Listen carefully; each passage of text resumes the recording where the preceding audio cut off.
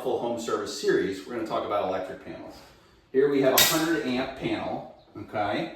Some positions still open in the panel, right? We have room for more circuits. This panel is rather old, but the biggest thing here that's concerning is that this is being protected by duct tape, which is an open circuit, okay? We don't want to have that. Really what you want are these little blank plates that go in and protect you from getting electrocuted or reaching back into the panel.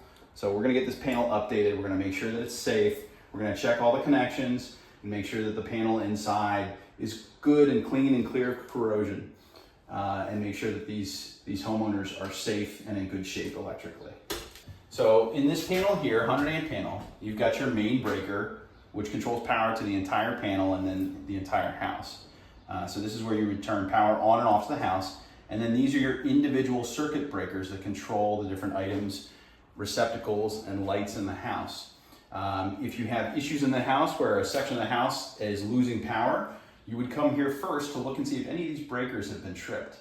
This particular breaker in this style actually notifies you with a little red signal when the breaker has been tripped. So you can know right away when you open the panel. You can follow us on Facebook and Instagram at Ace Hardware Home Services, also on our YouTube channel to see more of this series.